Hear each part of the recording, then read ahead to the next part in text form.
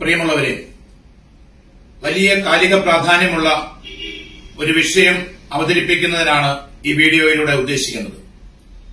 1992 ബാബറി മസ്ജിദ് തകർക്കപ്പെട്ടതിന് ശേഷം വ്രണിതരായി മുറിവേറ്റ് നിന്ന അന്നത്തെ മുസ്ലിം സമൂഹത്തെ തൃപ്തിപ്പെടുത്തുന്നതിനു വേണ്ടി ശ്രീ പി.വി. നരസിംഹറാവു നേതൃത്വം കൊടുത്ത അന്നത്തെ കോൺഗ്രസ് സർക്കാർ ഇന്ത്യയെ മുഴുവൻ ഇസ്ലാമിക സ്റ്റേറ്റാക്കി മാറ്റാൻ തരത്തിലുള്ള ഒരു നിയമമാണ് അവർക്ക് പകരം സമ്മാനമായി നൽകിയത്.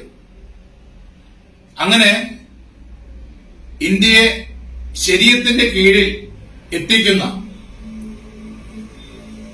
വഖഫ് നിയമത്തിന് 1995 നവംബർ 22 തുടക്കമായി. അതിന്റെ പരിണിത ഫലങ്ങൾ ഇന്ത്യയിൽ ഉടനീളമുണ്ട്. ഇങ്ങ് കേരളത്തിലും നാം കണ്ടു തുടങ്ങി. നൂറ്റാണ്ടുകളായി ചേറായി മുനമ്പം ദേശത്ത് അധിവസിക്കുന്ന മത്സ്യത്തൊഴിലാളികൾ തിങ്ങിപ്പാർക്കുന്ന 404ഓളം ഏക്കർ ഭൂമിയുടെ മേലെ വഖഫ് ഉന്നയിച്ചിരിക്കുന്ന അവകാശവാദം ഇതിന്റെ ഒരു സൂചനയാണ്. ഇന്ത്യയിലുടനീളം ഏകദേശം 120ലധികം ചരിത്ര സ്മാരകങ്ങളുടെ മേലെ നിലവിൽ വഖഫ് അവകാശവാദം ഉന്നയിച്ച് കോടതി കേസുകളായിട്ട് നിലനിൽക്കുന്നുണ്ട്. ഒരിക്കൽ ടിപ്പുവിന്റെ പടയോട്ടം നടന്നു എന്നതിന്റെ പേരിൽ കേരളത്തിന്റെ വടക്കേറ്റമായ കാസർഗോഡ് മുതൽ ഇങ്ങ് പറവൂർ വരെയുള്ള ദേശം ആ ഭൂമിക്ക് മേലെ വഖഫ് അവകാശവാദം ഉന്നയിച്ചു കൂടായികയില്ല. ഇസ്ലാം വിശ്വാസികളായ വിദ്യാർത്ഥികൾ പഠിക്കുന്ന അന്യമത സ്ഥാപനങ്ങൾ, ആ സ്ഥാപനങ്ങൾ നിലനിൽക്കുന്ന സ്ഥലങ്ങളുമൊക്കെ പ്രത്യേകമായി സൂക്ഷിക്കേണ്ടതുണ്ട്.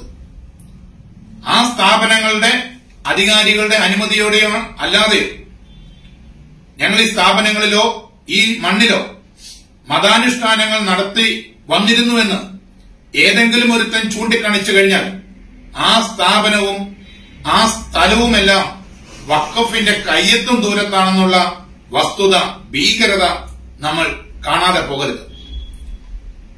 ഒരു കാര്യം നമ്മൾ മനസ്സിലാക്കേണ്ടത്, വഖഫ് നിയമം അതിന്റെ പൂർണ്ണതയിൽ നടപ്പിലാക്കാൻ തീരുമാനിച്ചാൽ ഇന്ത്യ മഹാരാജ്യം ഇന്നുവരെ കണ്ടിട്ടുള്ളതിൽ വെച്ച് ഏറ്റവും വലിയ കുടിയിറക്കലായിരിക്കും നടക്കുവാൻ വേണ്ടി പോകുന്നത്.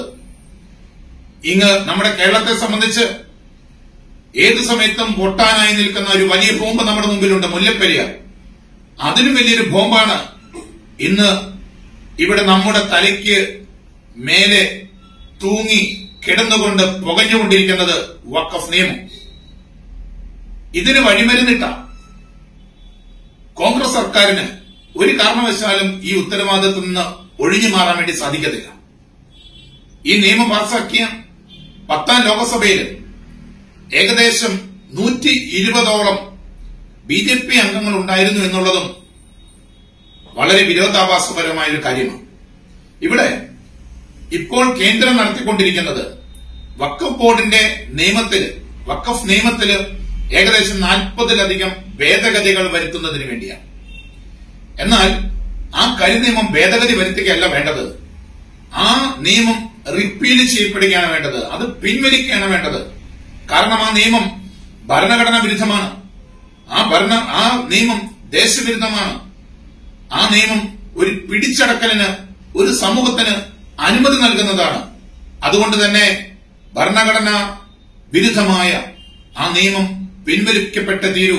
പിൻവലിച്ചുകൊണ്ട് ഇനി നിയമം വേണമെങ്കിൽ തന്നെ ഭരണഘടന അനുസൃതമായ ഒരു പുതിയ നിയമനിർമ്മാണത്തിന് വേണ്ടി വേണം ഇന്ത്യയിലെ ജനം മുഴുവൻ, ലോകസഭയുമെല്ലാം പാർലമെന്റുമെല്ലാം നിൽക്കേണ്ടത് എന്നുള്ളതാണ് ഒന്നാമതായിട്ട് നമ്മൾ ഉയർത്തേണ്ട കാര്യം. ഇസ്ലാം മതത്തിന് അല്ലെങ്കിൽ അവരുടെ വിശ്വാസികൾക്ക് വിശ്വാസത്തിന് ഇന്ത്യയിൽ തന്നെ ഒരു പേഴ്സണൽ ഉണ്ടെന്നിരിക്കെ ഇത്തരത്തിൽ അധിനിവേശത്തിന് വേണ്ടി അവർക്ക് അനുമതി നൽകുന്ന ഒരു നിയമം ഇല്ലാതാക്കപ്പെട്ടേ പറ്റൂ. ആ നിയമം ഇല്ലാതാക്കപ്പെടുന്നതിന് വേണ്ടി ഇന്ത്യ മഹാരാജ്യത്തെ മുഴുവൻ ജനങ്ങളും ഒന്നിച്ചു നിൽക്കേണ്ടതുണ്ട്. ഇത്തരത്തിലുള്ള നിയമങ്ങൾ നിലനിൽക്കുമ്പോൾ അത് രാജ്യത്തെ പൊതുസമൂഹത്തിന് അസ്വസ്ഥതയും ഭീകരതയും സൃഷ്ടിക്കും. നിലനിൽപ്പിന് വേണ്ടി ആ ഭീകരതയെയും ആ അസ്വസ്ഥതകളെയും എല്ലാം തടഞ്ഞു നിർത്തുന്നതിന് വേണ്ടി ചിലപ്പോൾ ജനങ്ങൾ ആയുധമെടുത്തുള്ള പോരാട്ടങ്ങളിലേക്ക് പോലും പോവും. വലിയ അഭ്യന്തര കലാപങ്ങൾ ഉണ്ടാകും. അതിനാൽ തന്നെ ഇത്തരത്തിൽ സമൂഹത്തിൽ ഭിന്നതയും അസമാധാനവും അധിനിവേശവും ഉറപ്പിക്കുന്ന നിയമങ്ങൾ ഇല്ലാതാക്കപ്പെടണം. വിദേശ രാജ്യങ്ങളിലൊക്കെ നമുക്കിതിന് ധാരാളം ഉദാഹരണങ്ങളുണ്ട്. പ്രിയമുള്ളവർ, അതിനുവേണ്ടിയാണ് ഈ ഭാരതത്തിലെ ജനാധിപത്യ വിശ്വാസികളെ എല്ലാ മനുഷ്യരും, ഈ ഇന്ത്യ മഹാരാജ്യത്തെ സ്നേഹിക്കുന്ന എല്ലാ മനുഷ്യരും ഒന്നിച്ചു നിൽക്കേണ്ടത്. ഏതായാലും ജോയിന്റ് പാർലമെന്ററി കമ്മിറ്റിയുടെ മുമ്പിലേക്ക്, ജപ്സി മുമ്പിലേക്ക് ഈ നിയമത്തിനെതിരെ നിവേദനങ്ങൾ സമർപ്പിച്ച്, അതല്ലെങ്കിൽ ഈ ഭേദഗതിക്ക്, ഈ നിയമത്തെ ഗൌരവം കുറയ്ക്കാൻ ഉതകുന്ന രീതിയിൽ കേന്ദ്ര സർക്കാർ കൊണ്ടുവരുവാൻ ഉദ്ദേശിക്കുന്ന നിയമ ഭേദഗതിയെ അനുകൂലിച്ചുകൊണ്ട് നിവേദനങ്ങൾ സമർപ്പിച്ച എല്ലാവരെയും അഭിവാദ്യം ചെയ്യുന്നു. എല്ലാവർക്കും പ്രത്യേകമായ അഭിനന്ദനങ്ങളും നേരുക. ഈ നിയമനിർമ്മാണത്തിനെതിരെ, ഇത്തരം നിയമനിർമ്മാണങ്ങൾക്കെതിരെ നമുക്ക് ഒന്നിച്ചു നിൽക്കാം, നമുക്ക് ഒന്നിച്ചു പോരാടാം. രാജ്യത്തെ എല്ലാതരം പൌരന്മാർക്കും ജാതി മത വർഗ വർണ്ണ വ്യത്യാസമില്ലാതെ സന്തോഷത്തോടെയും സമാധാനത്തോടെയും ഈ രാജ്യത്ത് ജീവിക്കാൻ ഉതകുന്ന നിയമങ്ങൾ നിർമ്മിക്കപ്പെടുന്നതിന് വേണ്ടി, അല്ലെങ്കിൽ ഇപ്പോഴുള്ള നിയമങ്ങൾ അത്തരത്തിലേക്ക് മാറ്റപ്പെടുന്നതിന് വേണ്ടി നമുക്ക് ഒന്നിച്ചു നിന്ന് പോരാടാം, നമുക്ക് ഒന്നിച്ചു നിൽക്കാം.